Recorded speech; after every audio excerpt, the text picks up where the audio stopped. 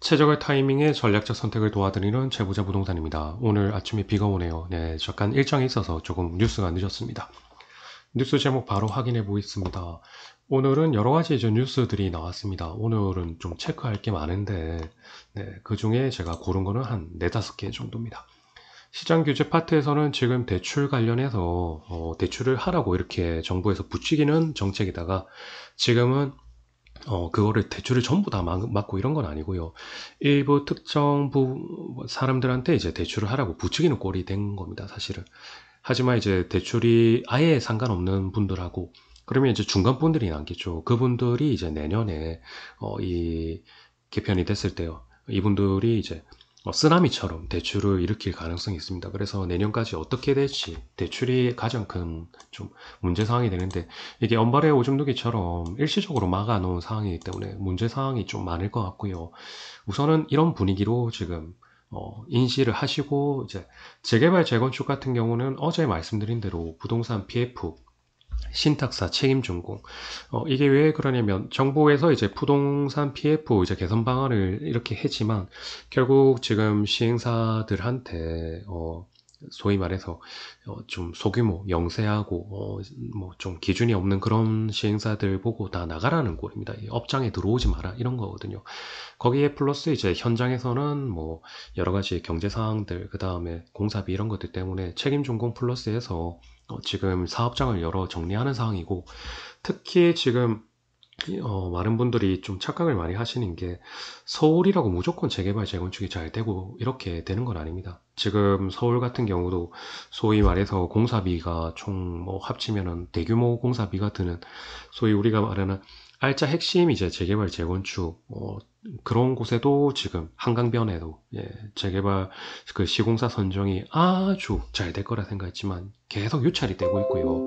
보통 유찰되고 뭐 2회, 3회 유찰되고 아마 수의 계약으로 넘어갈 수 있을 것 같습니다. 뭐 지금 예를 들면은 그 신반포 이차나 한남 5구역, 뭐 용산 3호나 3위 맨션, 상봉 7 대림, 뭐 방배 7, 신길. 이 평균 공사비가 이 부산과 달리 서울 쪽에는 평균 한 900에서 950, 뭐 1000만 원 돈에 육박하고요. 네, 보통 낮은 데는 한 850, 900선, 네, 좀 높은 데는 한 900에서 950선. 이런 식으로 이제 공사비를 했지만 지금 유찰이 계속되고 있습니다. 하물며 이제 부산 같은 경우에도 이렇게 시공사를 뭐 조합이 칼자루를 쥐고 있고 이렇게 착각하시는 분들이 많아요. 제가 상담을 하다 보면은 조합에서 이제 우리가 마음대로 할 수 있다 하는데 지금은 시공사가 소위 말해서 갑질하는 갑의 위치입니다. 이 지금 사업이 길어지면 길어질수록 금융 비용이 너무 많이 들기 때문에 사업을 빨리 하는 게 정말 중요하거든요. 그런 걸 계산하다 보면은 시공사 쪽에서 추가 분담금을 이야기를 했을 때 이제 보통 보면은 시공사들도 착공을 진행하기 전에 먼저 이렇게 조율을 하기도 하지만 착공하다 나다 이제 공사하다가 중간에 이제 뭐 다 그만둬 버리면서 추가 분담금 이야기를 해버립니다. 그러면 이제 서로 소송을 가고 이게 흐지부지 되고 되면은 서로 이제 마이너스예요. 그리고 이제 분쟁위원회에서 이제 조율을 막 하게 하거든요. 그렇다 보면은 결국에는 이 물가 대비 공사비가 많이 올랐기 때문에 돈을 추가 분담금을 줄 수밖에 없는 상황입니다. 그래서 오히려 길어지면 이제 금융 비용이 많이 드니까 이제 그 시공사가 원하는 대로 이렇게 좀 최대한 이렇게 맞춰주는 꼴입니다. 그래서 지금 상황은 그러신데 이거를 뭐 조합이 우리 마음대로 할 수 있다. 뭐 시공사 너희가 안 하면 다른 데 할 수 있다. 이렇게 하시는데 그게 잘 안 돼요. 이 정말 현장을 잘 모르시는 분들이 많습니다. 뭐 특히 입찰 보증금을 뭐 어디는 뭐 몇십억에서 뭐 100억 이상 요구하고 시공사가 지금 저도 지금 부산에 있는 재개발 재건축 관련해서 나라장터 이렇게 확인을 다 하는데 계속 유찰되거든요. 이게 정말 쉽지가 않습니다. 이 현재 상황을 잘 모르시는 분들이 많아요. 그래서 시공사 선정이 어렵다. 재개발 재건축도 PF 시장 상황도 좀 안 좋고 그 다음에 시공사 선정도 어렵다. 하물며 한강변에 있는 소위 알짜 핵심 부지도 지금 그런데 부산 같은 경우도 얼마나 하겠냐 이런 것들 좀 아시고요. 특히 상기 신도시 같은 경우 이제 문재인 정부 때 성교통 후입주라 해서 교통을 먼저 만들고 나서 입주를 시킨다고 이런 식으로 이제 교통분담금을 이제 책정을 세금을 이렇게 썼습니다. 하지만 실제 지금 입주를 할 시점이 다가왔는데 뭐 지금 안 되고 있죠. 네. 뭐 출퇴근이 완전 이제 지옥이 되는 거죠. 보통은 지금 입주를 맞추는데 28년, 뭐 30년 이런 식으로 교통이 상기 신도시가 문제가 지금 생기고 있습니다. 지금 여기 개통이 되려면은 최소 입주는 지금 거의 뭐 24년, 뭐 20, 뭐 이런 식으로 다가왔는데, 네, 지금 개통은 뭐 28년, 뭐 30년 이런 식으로 흘러가 버리는 거죠. 교통 지옥이 이제 됐어요. 그래서 이 공약들을 보면은 이게 강력 교통 개선 문다고 해가지고 막 이렇게 돈 내고 다 했는데 사실 지금 문제가 많이 생겼고요. 이런 걸 본다 하면은 무조건 지하철이 생긴다, 뭐가 생긴다, 이렇게 다 되는 건 아닙니다. 이게 사실은 너무 변수가 많고, 이런 부분들을 좀 아시고 이제 하셔야 될 것 같고, 비아파트 시장 특히 이제 빌라 연립, 다가구 이런 것들, 이제 월세 가속화가 지속되고 있습니다. 지금 뭐 며칠 전에 뉴스에도 말씀드렸지만, 제가 그 126%에서 이제 다시 책정을 낮추는 식으로, 이런 식으로 흘러가고 있는데, 그러면 전세 넣기가 더 어려워져요. 그렇다 보면은 뭐 경매 나오는 물건도 많은 거고 아니면 아예 이제 매매를 전세를 못 넣으니까 울며 겨자 먹기로 이제 대출 일으켜 가지고 세입자 내보내시고 나서 이제 뭐 월세로 이제 하겠죠.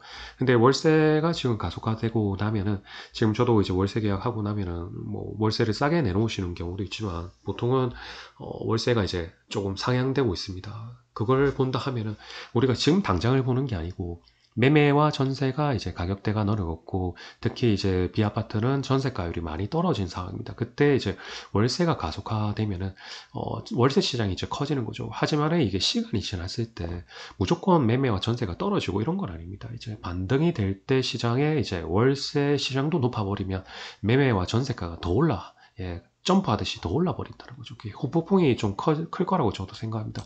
이렇게 시장 상황을 더 이제 소위 말해서 좀 더 사회 초년생들이나 아니면 돈이 조금 부족하신 분들, 지금 경제적 자립이 조금 어려우신 분들, 뭐 그런 분들한테 좀 피해가 많이 갈 것 같아요. 그리고 오피스텔 같은 경우는 지금 국토부에서 발표를 했습니다. 바닥 난방을 규제한다고 생수화법 12월 16일 조치 플러스 해가지고 이런 식으로 나왔거든요.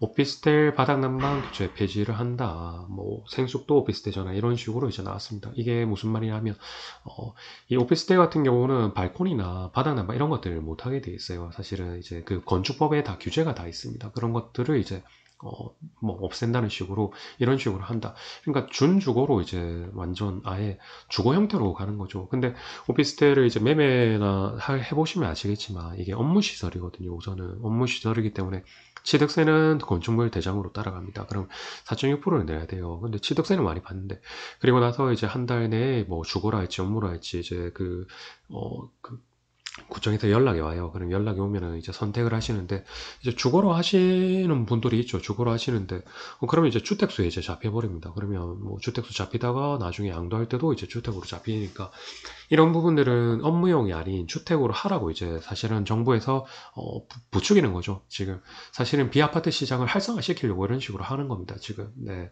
지금 시장 상황이 안 좋기 때문에 오히려 이제 대체제로 오피스텔을 이런 식으로 하긴 하지만 문제가 되는 건 뭐냐? 바닥 발코니 오면 이렇게 바닥 난방 폐지하고 준주택 했지만 취득세는 많이 나오고 주택수 폐지 같은 경우는 지금 뭐 해결의 상황이 아닙니다.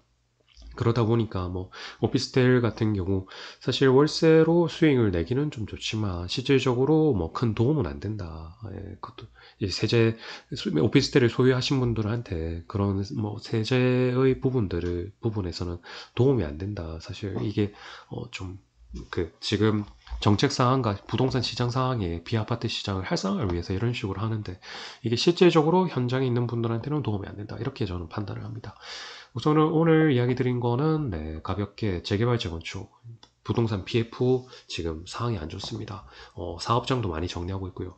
특히 시공사 선정, 추가 분담금 때문에 지금 문제가 많은데, 많은 뭐 조합원 분들이나 임원분들이, 이제 잘 모르시는 분들이 또 있어요. 근데 그분들이 뭐 우리가 시공사 다른 데 하면 되죠. 이렇게 했는데 그게 잘 안 돼요. 네, 사업이 길어지고 소송이 가면은, 정말 이 현장에서 이걸 안 겪어보신 분들은 뭐 어떤 식으로 흘러갈지 모르는데, 이 금융비용이 더 듭니다. 지금 상황에서는. 네, 그래서 서울 같은 경우도 지금 유찰이 되고 수의계획으로 흘러가고 있고요. 부산 같은 경우도 아마 쉽지 않은 상황일 겁니다. 지금 많이 이제 추가 분담금 때문에 시공사 선정한다고 그러면 이제 설계나 다시 또 들어가거든요. 또 예, 그럼 총회 다시 열어야 되고 뭐 그런 상황도 있고 상계 신도시도 지금 성교통 호입 중인데 이거는 사실은 제가 말씀드리려고 했던 거는 그래서 일기 신도시가 이제 뭐 최악은 아니다. 사실 이미 기반 시설이 어느 정도 형성이 돼 있기 때문에 오히려 일기 신도시 부분이 좀 더 좋은 이런 부분에서는 예, 좀 좋은 부분들이 있을 수 있습니다. 네, 상기 신도시 같은 경우 좀 출퇴근 지역이 아마 예상되고 있고요. 비아파트 시장은 월세가 지금 가속화되고 있는데 이거는 지금 당장은 이제 문제가 안 되는데 이게 시간이 지나면 매매 전세와 함께 후폭풍이 올 겁니다. 이건 100% 확실합니다. 그리고 오프스텔 같은 경우는 발코니 허용, 바닥 난방 폐지를 해서 준주택, 사실 대체적으로 해서 주거 시장을 좀 더 안정화시키는데 이런 식으로 좀 더 했어요. 하지만은 취득세 부분과 이제 주택수 부분에 있기 때문에 실질적으로 소유하고 계신 분들한테 크게 와닿지는 않는다. 이런 부분들이 있습니다.